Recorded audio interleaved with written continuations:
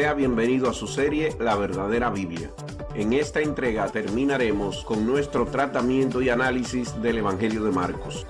Hablaremos del final alterado flagrantemente a este Evangelio y pondremos el clavo final en el ataúd de la ficción. Pero antes de entrar en materia, hagamos una revisión de lo que hemos aprendido en este arco dedicado a Marcos hasta el momento. El objetivo inicial de Marcos al escribir este evangelio pudo no haber sido religioso, sino literario, como demostraremos más adelante. El que haya sido tomado como tal se debió a la fuente que utilizó para iniciar su trabajo, Pedro o alguno de sus discípulos. Tener por fuente un testigo ocular le dio una autoridad a su escrito que tal vez él no pensó su obra tendría, pues su objetivo inicial fue crear una obra de ficción como entretenimiento literario, pero su idea de crear una historia en base a Jesucristo fue tan ingeniosa que motivó a otros a crear biografías claramente con un objetivo religioso y marcado interés propagandístico. Para lograr su objetivo, Marcos se auxilió de escritos y técnicas de escrituras muy conocidas y aceptadas en su época, las cuales explotó para crear lo que él creyó era una obra maestra. Iniciemos entonces por identificar las alteraciones que se le hicieron a Marcos para darle un final más religioso y acorde con la creencia cristiana. Es harto sabido que al Evangelio de Marcos se le alteró su final al añadirle 11 versículos que no estaban en la versión original de Marcos. Tal alteración también nos sirve para explicar por qué aparecen palabras tan extrañas en la parte final de tal libro y por qué Marcos nunca menciona la palabra resurrección en su Evangelio, y aunque los otros evangelios le usaron como fuente, sí la tienen. Este es el Códice Sinaiticus, una Biblia del siglo IV y la Biblia completa más antigua que existe en el día de hoy. Contiene el Viejo y el Nuevo Testamento. Si miramos el capítulo 16, notamos algo extraño, que termina en el verso 8. Los versos del 9 al 20 que se encuentran en muchas traducciones de la Biblia actual no se encuentran en esta copia de Marcos. Este es el Códice Vaticanus, otra Biblia completa del siglo IV. Si vemos el último capítulo de Marcos, en este códice también encontramos el mismo problema. Los versos del 9 al 20, estos que enseñan a un Jesús que se le aparece a las mujeres y discípulos y habla de la gran comisión y hace promesas sobre beber veneno sin ningún efecto, no se encuentra en ninguna de estas dos Biblias tempranas. El Minuscule 304, un manuscrito del siglo XII que contiene a Marcos, también se termina en el verso 8 del capítulo 16. El Códice Syriac Sinaiticus de finales del siglo IV también se termina en el verso 8. Los dos manuscritos georgianos más viejos de alrededor del siglo VII terminan en el verso 8. El viejo Código Latino Boviensis se termina en el verso 8. Un manuscrito sahidic se termina en el verso 8. Así como todos los manuscritos armenios, que son como unas 100 copias, tampoco contienen esa parte del libro de Marcos que tienen las Biblias de hoy en día. Un célebre padre de la Iglesia que vivió a principio del siglo III, Orígenes, cita los actos post-resurrección de Mateo, Lucas o Juan, pero no cita a Marcos o cualquiera de las partes finales de su evangelio. Se atribuye que esa omisión de Orígenes se debe a que ninguna de las copias que tenía a mano del evangelio de Marcos contenía dicha información. Eusebio, quien se consideraba ser el historiador de la Iglesia que vivió en el siglo IV, escribe en relación a una pregunta en cuanto a las diferencias entre el final más largo de Marcos y el descrito por Mateo, que una solución posible con la discrepancia es aceptar que casi todas las copias de Marcos más conocidas por él no tenían los versos del 9 al 20. Y si se considera a este final como falso, la discrepancia entre los dos evangelios desaparece.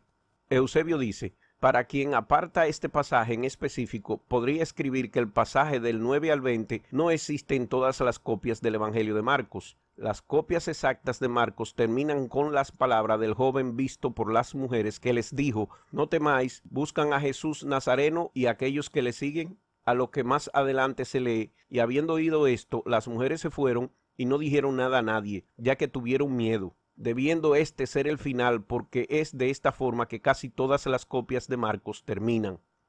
Jerónimo de Estridó, otro padre de la Iglesia y el creador de la versión Vulgata latina, también certifica que casi todas las copias de Marcos que él había visto no incluían los versos del 9 al 20 del capítulo 16.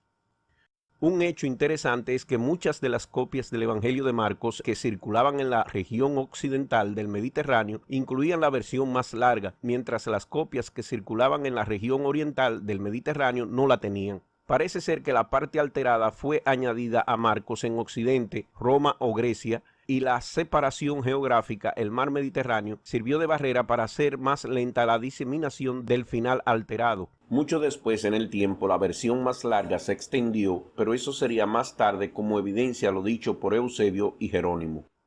Varias copias del Evangelio de Marcos que tienen realmente un final más largo son denotadas con un asterisco o con otra nota que normalmente significaba que los versos están en debate o siendo cuestionados al momento de que el manuscrito fue copiado. En otras palabras, el copista tenía al menos una copia de Marcos sin los versos y una con los versos. ¿Qué debe hacer un copista en estos casos? Usar la versión más larga y denotar la discrepancia con asterisco u otro símbolo. La versión de la Biblia llamada Nueva Traducción Viva declara en una nota al pie de esta página que las copias más tempranas de Marcos no contienen nada más allá del capítulo 16, versículo 8. Los manuscritos tempranos más confiables del Evangelio de Marcos se terminan en el verso 8. Otra razón para dudar de la autenticidad de los versos 9 al 20 es que contradicen el texto existente del final del Evangelio de Marcos, donde el original tiene la tumba vacía sin ninguna aparición de Jesús y las mujeres no dicen nada. Las narraciones de resurrección añadidas a Marcos, más luego en el tiempo, muestran a las mujeres que dicen a los discípulos sobre la tumba vacía y que Jesús se le aparece a las mujeres y a varias otras gentes en varias ocasiones. También los versos del 9 al 20, o el final largo, como se le llama, rompen el hilo de la escritura radicalmente. El verso 9 comienza como un capítulo completamente nuevo en vez de una continuación del verso 8. Otra pista de que estos versos, así como los otros finales, nunca fueron parte del Evangelio original de Marcos, es que el estilo de escritura del final largo no es el mismo encontrado en las otras partes de Marcos. Vean estas palabras encontradas en los versos 9 al 20, que no son encontradas en ninguna otra parte del Evangelio de Marcos. Las palabras están escritas en griego antiguo y la traducción está dentro del paréntesis. Otro hecho interesante sobre el final largo es la forma obsesiva en que se acentúa la importancia de creer en Jesús, mientras promueve una condena segura a aquellos que no creen. En solo la envergadura de 12 versos, la importancia de la creencia y las consecuencias extremas de la incredulidad es mencionada nada menos que 7 veces, mientras que el resto entero del Evangelio, unos 16 capítulos, el concepto es mencionado solo 11 veces. Un dato curioso es que en el Evangelio de Marcos, en su forma moderna, tiene 678 versos en total. Si a ese total uno le resta la cantidad de versos del final más largo, 12 versos, el Evangelio de Marcos entonces se quedaría con 666 versos en total. Aunque a menudo se diga que el 616 es el número original de la bestia, aún así, la realidad de que el libro originalmente escrito por Marcos tuviera exactamente 666 versos no deja de ser escalofriante. Pero la pregunta obligada es, ¿por qué querrían añadirle un final diferente al Evangelio de Marcos? Bueno, primero le vamos a explicar la razón por la cual Marcos le dio el final que presenta dicho Evangelio en su versión original, no la que fue alterada por la Iglesia siglos después, aquel que termina en el capítulo 16, versículo 8, y no tiene aquellos versículos del 9 al 20. Tal y como probamos hace unos capítulos atrás, los héroes desaparecidos y muertos abundan en la literatura que precede a la Biblia y al cristianismo. Es muy posible que Marcos confiara en este tipo de trama común cuando escribió su final original de la tumba vacía. Y si usted se pregunta si existen ejemplos en la literatura antigua de alguna tumba vacía o tramas similares que habrían penetrado el ambiente particular de Marcos, el mundo greco-romano del primer siglo, le responderíamos que sí, que hay muchos. Si concluimos que Marcos escribió una ficción deliberada, él tendría la total libertad creativa de darle un final a su historia que él considerara adecuado, dentro de los límites de sus objetivos ulteriores. Por supuesto, enseñar una tumba vacía es mucho más sutil y sofisticado que una escena de Jesús mismo saliendo de la tumba y gritando "Here's Johnny. He resucitado". Mantener a Jesús fuera de la escena, al menos visiblemente, añade un poco de misterio e incertidumbre al lector y le permite atar los cabos de la historia por sí mismo, aunque el muchacho sentado fuera de la tumba no dé lugar a duda alguna sobre lo que acababa de ocurrir. Esto no solo es un mejor final, sino que adicionalmente existe una lista larga de cuentos de héroes y mandatarios antiguos que fueron divinizados tanto durante como después de sus vidas, y de hecho muchos a quienes después de morir de repente desaparecieron, atribuyéndole a dicha desaparición el haber subido al cielo. La idea básica es de un héroe que de repente desaparece después de la muerte. El héroe muere, el cuerpo desaparece, una búsqueda a menudo sigue, pero el cuerpo no puede ser encontrado. Es asumido entonces que el héroe ha resucitado y ha subido al cielo, o quizás, en algunos casos, fue llevado directamente al cielo antes de realmente morir. El héroe a menudo es subsecuentemente deificado. Este tipo de literatura es conocido como una historia apoteósica. En su libro, El increíble encogimiento del Hijo del Hombre, Robert Price da varios ejemplos de la trama del héroe ausente que se pueden encontrar en historias que preceden los evangelios. Listaré brevemente unos cuantos, comenzando con el que encontramos en las escrituras judías, que también habrían estado disponibles para Marcos en la forma de la versión de la Septuaginta griega, la traducción griega de las escrituras hebreas. En el capítulo 2 de Segundos de Reyes, versículos 15 al 18, leemos esto mismo sobre el profeta Elías. Sus seguidores le ruegan a su hijo Eliseo para poder ir en busca del cuerpo de Elías. Eliseo finalmente y de mala gana acepta. Hay una búsqueda por 3 días y después de 3 días de buscar utilizando 50 hombres, finalmente se rinden y Eliseo le dice, en efecto, se los dije. Después de que Heracles, hijo de Zeus, murió, los hombres buscaron sus huesos y no pudieron encontrar ninguno, y recordando una profecía que él estaba destinado para la inmortalidad, concluyeron que debió haber ascendido al cielo. El hijo de Apolo, Aristeo, desapareció mientras estaba en la región del monte Haemus. Se pensó que había sido llevado directamente al cielo. Eneas, el hijo de Afrodita, Venus, que es el equivalente romano, sobrevivió la batalla de Troya y sus descendientes más tarde fundaron Roma, pero se ausentó después de una batalla en particular y se asumió que fue trasladado directamente al cielo. En el trabajo biográfico Las vidas de los filósofos eminentes, Diógenes Laercio cuenta que el filósofo Empédocles invitó a algunos de sus amigos a un banquete de sacrificio. Al amanecer del día siguiente, sus invitados que se habían quedado durante la noche le buscaron, pero no pudieron encontrarle. Sus criados tampoco le encontraron y alguien dijo que la noche anterior habían oído una voz fuerte que llamaba a Empédocles, y cuando él despertó y miró, vio una luz en el cielo y un brillo de lámparas. Pausanias envió a más personas en su búsqueda, pero más tarde canceló la búsqueda diciendo cosas más allá de lo esperado le habían pasado a Empédocles y que era deber hacerle sacrificios, ya que él era ahora un dios. Incluso Rómulo, el fundador mítico de Roma, que es probablemente la ciudad de donde ahora nuestro famoso Marcos procedía, desapareció durante una batalla y se asumió que había ido al cielo como dios. Rómulo, el hijo de Marte, desapareció en medio de la batalla durante la cual el sol se oscureció temporalmente, y unos dicen haberlo visto subir al cielo del campo de batalla. Él fue deificado más tarde como el dios Quirino. Plutarco escribe, él desapareció en el mes de julio, que es como ahora llamamos al mes que antes se llamaba Quintilius, no dejando duda alguna sobre su relación con esta muerte. Rómulo, cuando desapareció sin dejar la menor parte de su cuerpo, ni ningún remanente de su ropa para ser vistas, los senadores pidieron no buscar u ocuparse sobre la materia, pero sí pidieron que honraran y adoraran a Rómulo como un ascendido por los dioses. Dado que la literatura de los judíos, los romanos y los griegos estaban impregnadas con historia de héroes ausentes, a los cuales se le atribuyeron haberse levantado de la muerte o nunca haber muerto, y fueron directamente al cielo, y a menudo deificados en el proceso, el hombre quien compondría lo que ahora llamamos el Evangelio de Marcos, él mismo, que con la mayor probabilidad era un ciudadano romano, habría estado completamente familiarizado con muchas de aquellas historias y ciertamente aquella sobre Rómulo, el fundador mítico de Roma, la ciudad de Marcos. Ahora podemos ver fácilmente cómo un Jesús completamente humano pudo haber muerto, su cuerpo haberse perdido por décadas y en consecuencia nacer una leyenda que éste resucitó y subió a los cielos y estar a la par con Dios. Esta ocurrencia pudo haber sido aplicada por Marcos, no importando si él creyera en un Jesús terrenal o divino, tal como Pablo y muchos otros cristianos tempranos apoyaban.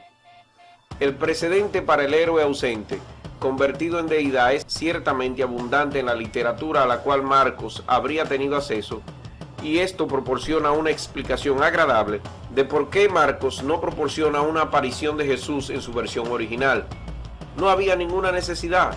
Los lectores de Marcos, bien familiarizados con los cuentos de Rómulo, los héroes griegos antiguos, emperadores romanos que fueron deificados, etcétera, etcétera, etcétera, sabían que un Jesús ausente representaba que Jesús había resucitado, tal como el muchacho afuera de su tumba había dicho a las mujeres, y quien subiría pronto por las nubes y al cielo, como lo hizo Rómulo, Heracles, Elías y tantos otros antes que él.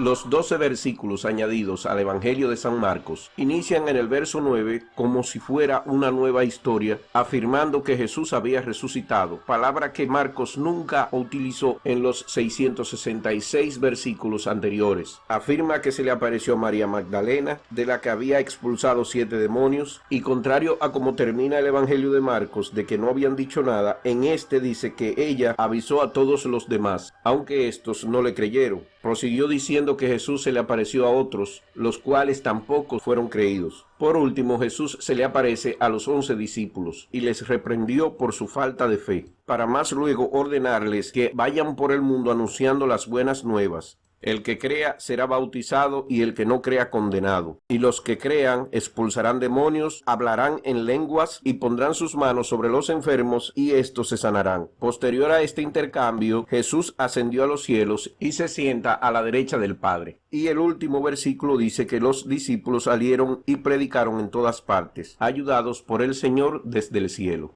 Esta alteración es el producto de algún copista que creía saber más que el autor original del texto, asumiendo que era necesario explícitamente decir que Jesús había resucitado, dañando así lo que pudo haber sido un final mucho mejor. Por desgracia, su alteración se popularizó y hoy todas las Biblias contienen el burdo final falsificado de cuyas letras nacen las sectas más locas del cristianismo, como aquellos pentecostales que se hacen acompañar en sus rituales de serpientes, o los que pretenden hablar en lo que ellos llaman lenguas, que no son más que balbuceos sin sentido.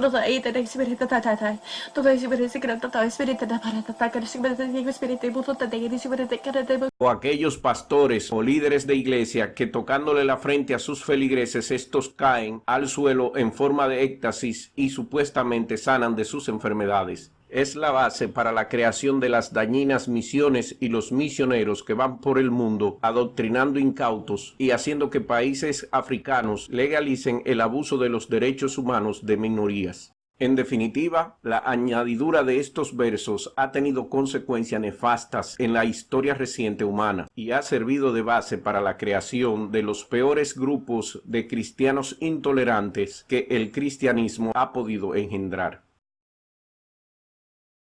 A medida que nos acercamos al final del análisis del Evangelio de Marcos, se hace claro que el objetivo de dicha obra no era crear literatura religiosa, sino un cuento basado en una persona carismática que vivió a principios del primer siglo. Asimismo, se puede notar que el escritor se sentía muy orgulloso de presentar en esta obra muchos estilos y técnicas de escritores antiguos y crear una épica apoteósica de un héroe judío, una historia de ficción. Y según la obra resultado de tal empresa, demuestra que era importante para el autor que los demás supieran que él había consolidado tantas técnicas literarias de su tiempo en la creación de lo que él pensaba era una obra maestra. El discípulo Pedro o alguno de sus seguidores le proveyó la historia base y él utilizó la épica y poesía de Homero acompañadas de analogías a personajes y dioses romanos, creando una obra judía greco-romana escrita en griego. Y ahora, como cualquier buen carpintero, coloquemos el clavo final en este ataúd. Una paralela final que no estoy seguro si es simplemente una coincidencia. De lo que sí estoy seguro es que es un dato muy interesante y de nuevo una similitud entre Jesús y Odiseo. En la Odisea aprendemos que Odiseo era muy definitivamente un tectón, alguien experto en construcción y reparación de cosas utilizando materiales básicos que tenía a mano o a su disposición en ese momento, todo un MacGyver. Fue Odiseo quien construyó el famoso caballo de Troya, por el cual los griegos terminaron destruyendo la ciudad de Troya. También construyó su famosa cama para su hermosa esposa Penélope, que incluyó un tronco de árbol completo, así como un cuarto para encerrar dicha cama. Mientras era un náufrago en la isla de Ogygia, la casa de Calipso, Odiseo construyó una balsa que podía viajar por el mar a grandes distancias para poder escapar del secuestro que sufría. Homero describe con gran detalle sobre cómo Odiseo construyó estos artículos y claramente quiso representar a Odiseo como un experto tectón. ¿Cuáles son las probabilidades que de todas las vocaciones que Jesús pudo haber ejercido, él sería un tectón a sí mismo como lo era Odiseo? En el capítulo 6 de Marcos, versículo 3, dicen, ¿no es este el carpintero, el hijo de María y hermano de Jacobo, o Santiago, José, Judas y Simón? Están sus hermanas aquí con nosotros y se escandalizaban a causa de él. En caso de que se haya preguntado cómo se dice carpintero en griego, se le llaman tectón. Tectón es un artesano experto justo como Odiseo. He aquí el manuscrito de la Biblia más viejo que contiene a Marcos, en la cual se ve claramente que Marcos utilizó la palabra griega tectón para describir a Jesús, y con el clavo final en el ataúd ha sido colocado. No existe en mi mente duda alguna que Marcos pudo haber narrado eventos actuales de la vida de Jesús que por coincidencia sean tan similares a los eventos narrados en las épicas de Homero, de un personaje ficticio de una historia escrita 800 años antes del Evangelio de Marcos. La única conclusión posible de estas evidencias que le he presentado en los videos antepasados es que Marcos copió de la épica de la Odisea y de su personaje principal Odiseo, también de algunas poesías homéricas y de la literatura grecorromana, para elaborar una historia ficticia sobre un Mesías que no había regresado tal como las escrituras judías habían predicho. Mi conclusión final sobre el Evangelio de Marcos, y espero de que le haya convencido para que sea suya también, es que es muy probable que existiera un personaje histórico llamado Jesús, y que haya sido un tipo de guía espiritual revolucionario o rabí de aquella época. Pero el endilgarle a este personaje divinidad, el ser hijo de Dios, el Mesías de ese pueblo hebreo, y construir sobre esta historia toda una religión que se convertiría en la más poderosa del globo terráqueo, simple y llanamente es toda una invención de hombres que tenían intereses en aquel tiempo. Historia que se sigue manteniendo hoy en día por hombres que tienen intereses en este. Tenga presente que lo que hizo Marcos no era nada nuevo ni malo. Muchos escritores de esa época utilizaban como base para su historia de ficción las historias famosas de la épica griega. Por lo tanto, Marcos no estaba haciendo nada que no fuese aceptable en su tiempo. Y con esto concluimos nuestra sesión de las similitudes entre el Evangelio de Marcos y las épicas grecorromanas. Recuerden que por ser Marcos el primer evangelio del cual todos los demás copiaron, si este en gran parte era una historia de ficción y además una historia alterada para incluirle la resurrección y la creencia y el castigo, entonces los demás libros que lo usaron como fuente también tienen mucho de ficción, defecto que pasó también al libro de Hechos de los Apóstoles. En los siguientes episodios, entonces, trataremos cada uno de los evangelios y el libro de Hechos para demostrarle la base y evidencia que tengo para apoyar esta afirmación.